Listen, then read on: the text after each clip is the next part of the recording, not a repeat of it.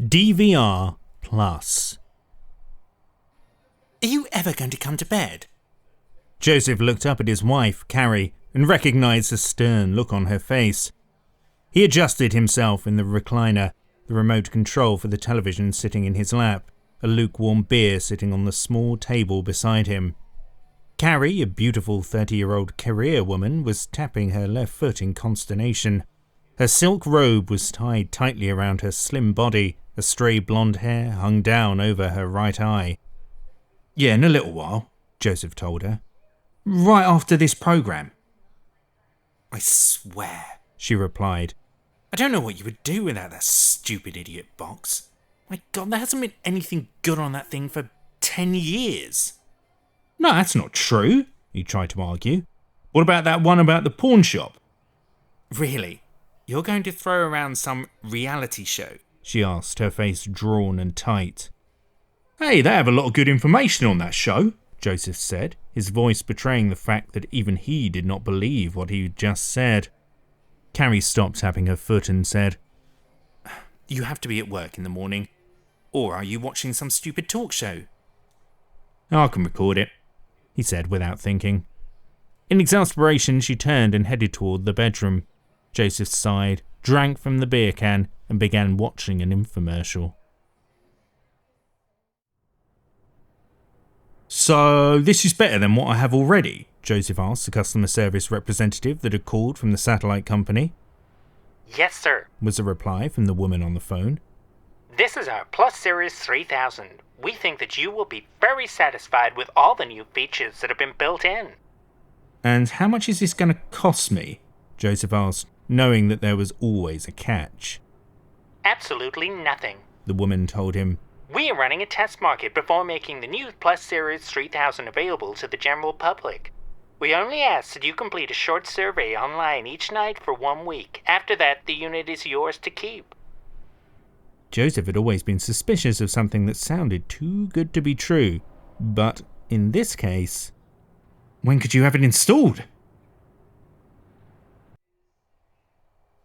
The DVR Plus Series 3000 had arrived by UPS the very next day.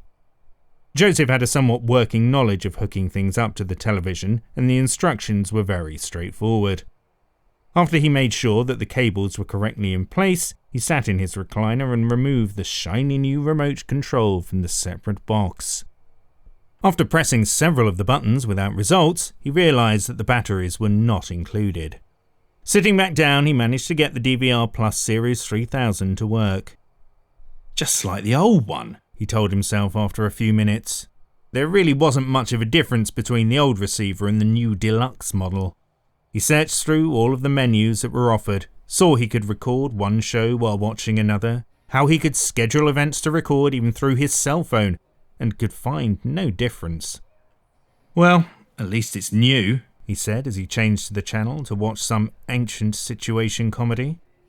He looked down at the remote control and saw the button in the bottom left-hand side. There were no markings, no indication as to what the button did. He looked through the instructions and could find no mention of a small button on the bottom part of the remote control. Now let's just see," he said to no one, pressing the lone button. The screen on the television went black for only a moment. A picture appeared of an office, spacious and clean. Out of the window was the city, cloaked in darkness. A man stood behind the desk, shuffling papers as if he were getting ready to leave. To Joseph, the man looked very much like one of the partners at the law firm in which he was a junior. Another man who Joseph could have sworn was Mr. Kirchfield, a junior partner in the firm, walked into the office. "Lansing," Kirchfield said, addressing the man behind the desk. "What do you want, Ron? I don't have time." "You are going to make time," the Kirchfield lookalike told the Lansing lookalike, pulling a rather large gun from his custom-made suit pocket. "What the hell are you going to do with that?" Lansing asked. "Nothing if you accept my proposal," Kirchfield told him. "Otherwise, I shall have to make it look as if it were an accident." Joseph did not move an inch, his eyes fixed on the scene unfolding before him on his television. This must be some sort of mystery program that was on some network that he had yet to discover. Whatever it was very entertaining. Sorry, Kirchfield, Lansing said. but you already know what the board has recommended, and that is what we are going to do. Throw me to the curb? I don't think so. Kirchfield had managed to get behind Lansing in less than a second, grabbing him by the collar. Lansing pleaded, but to no avail, as Kirchfield threw the man straight out of the 32nd floor window, shattering the glass and hearing the man scream as his body fell into oblivion. With a satisfied smile, Kirchfield looked dead into the camera and winked. He quietly left the office. Have you heard, Joseph? Miss Reynolds, the secretary for the whole firm, was a fountain of information on everything from who was pregnant to who was dating whom. She had tears in her eyes this morning when Joseph walked into the office. Heard what? Joseph asked. It's Mr. Lansing. He committed suicide last night. Jumped right out of the window from his office. I knew that things were getting a bit rough around here, but what with Mr. Kirchfield trying to take over Mr. Lansing's department, but suicide?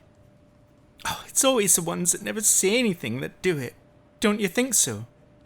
Joseph had only heard the word suicide. He just could not connect the death of one of his co-workers and the program that he watched the night before. You don't look so good, Miss Reynolds told him. I think I need to go home. He stared at the blank television screen. He was a little apprehensive about turning it on after what he had seen last night and what had transpired at the office. Just a show, he tried to convince himself. With hesitation, he pressed the remote's on button. The television came to life. The channel set on another infomercial network. Joseph looked down at the remote control, his hand trembling slightly. With his finger that seemed to be shaking the most, he pressed the button that held no insignia of any kind. Looking up, he saw the screen go blank. The scene that suddenly came up seemed to be familiar. It was a regular street with houses lined up along well-manicured lawns. Late-model cars were parked in the driveways. Here and there were garbage cans along the curb, ready to be picked up the next day. The street lamps were all ablaze, casting shadows among the windows of the homes. The camera slowly panned towards a house and... Wait, isn't that my house? And went in for a close-up of the front room window where a man stood looking out. No, not my house, Joseph said, for he saw the Lincoln parked in the driveway. The man in the window looked directly into the camera and, just as Mr. Kirchfield had done, winked. The scene cut to inside the house. Why does that look so damn familiar? Joseph asked himself. The man held up a large gas can and began to spread the liquid around the room. Joseph looked intently at the scene unfolding before his horrified eyes. Lying on the sofa was the body of a woman scantily clad in a nightgown. Her short brown hair was matted with blood, and her eyes were wide and lifeless. Joseph swore that it was Mrs. Rachel Hastings, his next-door neighbour. The man looked exactly like Frank, her husband, who was now spreading a flammable liquid around the house, dousing all of the furniture and covering the lifeless body of his wife. "It can't be," Joseph exclaimed, remembering that just last weekend he and Carrie had had a wonderful time at the Hastings cookout by their pool, celebrating their 10th anniversary. With another wink, Frank Hastings lit a match and threw it onto the living room floor before retreating toward the back of the house. The flames licked and ignited everything. Joseph watched in horror as the body of Rachel was consumed. The screen on the television went blank and was instantly replaced by the infomercial. Joseph went to the bathroom and threw up. Frank's just out of town, Rachel told Joseph the next morning. Joseph had fully expected the house to be a smouldering ruin, but everything had been exactly as it should have been, with everything in its proper place. Did you need something? Rachel asked him. Joseph had made something up and went to his own car, making his way to the office. He poured himself into his work, trying not to think about the nightmarish scene on the television. After lunch, he decided to browse around the local mall that was on his way back home. There were really no pressing cases to work on, so he had decided to make it a short day. Passing a store that sold televisions, he noticed one that had been tuned to the local news. His stomach lurched when he read the caption of the house fire that had claimed one victim. He instantly recognized the house, the name of the street, and could see his own home a few yards from the flames. Firefighters worked to save the smouldering homes. Joseph walked out of the mall in a daze. The remote sat in his hand.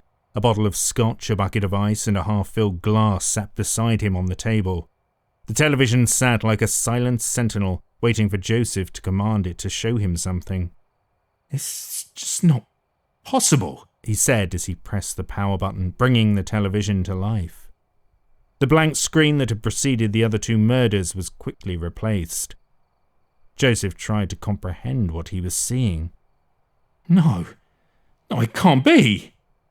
The scene was a man, the camera only showing the back of his head, sitting in the recliner, watching television. On the table beside him was a bottle of scotch, a bucket of ice, and a half-filled glass. Walking into the scene was a woman. No, not just any woman. This was the woman that he had loved and married and had spent the last 8 years with. Carrie. She turned towards the camera and winked, just as the other two had done. In her hand was a large butcher's knife. She slowly raised the weapon and crept towards the figure in the... Joseph slammed his fist down onto the remote. The screen went blank. He tried to catch his breath, tried to make some sense as to what he had just seen. The door to the kitchen startled him. "Joe, I'm home," the soft voice of his wife echoed down the hallway. "I thought that I might do something special tonight," she called out to him. "Carrie?" His voice croaked out. "I thought that I might try a roast. What do you say?" she asked him. "Carrie?" he said, a little louder, too afraid to move. "Any idea where we put the butcher knife?" Epilogue. The butler did it.